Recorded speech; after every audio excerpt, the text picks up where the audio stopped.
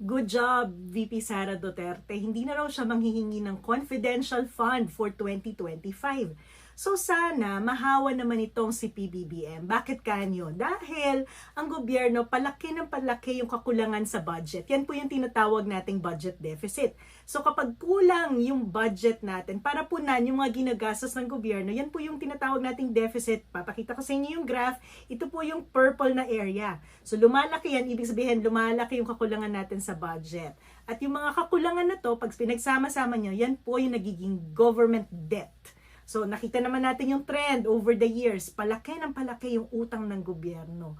Ngayon, laging sinasabi, bakit ba kayo tanong ng tanong tungkol sa Confidential and Intelligence Fund? Dati pa naman yan, reklamo kayo ng reklamo. Ito po, pinagsama-sama ko na po yung datos sa iba't ibang pangulo ng Pilipinas mula nung panahon ni Cory hanggang panahon ni PBBM. At kitang-kita naman po kung kailan nagkaroon ng significant increase ng Confidential and Intelligence Fund.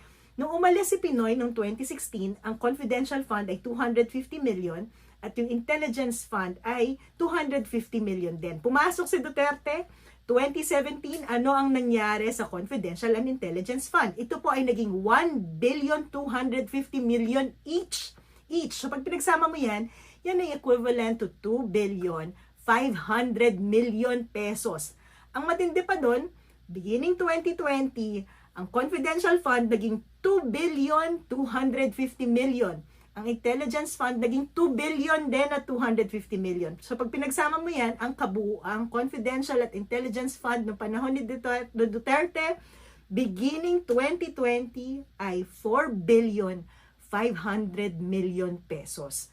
Ang malungkot po doon, tinuloy-tuloy lang din yan ni PBBM. At katulad ng sinabi ko, malamang naman alam ng presidente na palaki ng palaki ang utang natin. At hindi naman kailangan talaga ng hiwalay na intelligence fund unless may sariling intelligence office ang Pangulo.